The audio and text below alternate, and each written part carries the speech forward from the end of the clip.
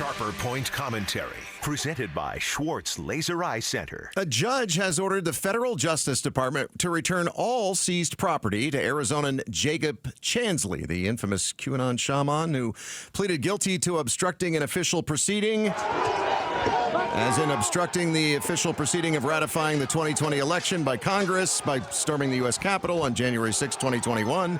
D.C. District Judge George Royce Lamberth approved a motion that would return all of Chansley's property seized by investigators, including his spear that doubled as a flagpole during his Capitol rioting, and the horned helmet that the QAnon shaman wears with furs that led me to dub him definitely a Buffalo vibe. Chansley, who was originally sentenced to 41 months in prison with 36 months of supervised release, was released to a halfway house in March for good behavior. But what of the people who tried in other ways to try to bypass the actual election results in 2020? Those who did so hornless and in business suits? Well, one of the 18 defendants in the Arizona fake elector case has flipped, agreeing to cooperate with prosecutors.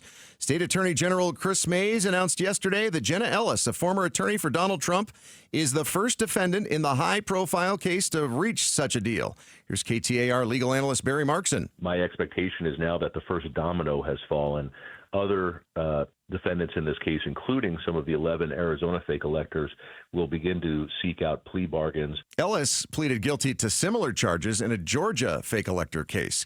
Arizona's alleged fake electors, which included former Arizona Republican Party Chairwoman Kelly Ward and her husband, state legislators Jake Hoffman and Anthony Kern, and former U.S. Senate candidate Jim Lamont, are accused of gathering on December 14th, 2020, and signing documents falsely claiming they were duly elected and qualified electors.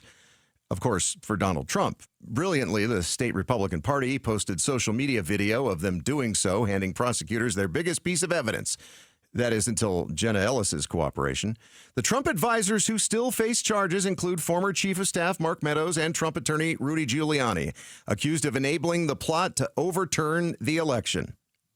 Now, after going over a couple of illegal ways trying to make sure Donald Trump ends up in the White House, let's talk about a legal way.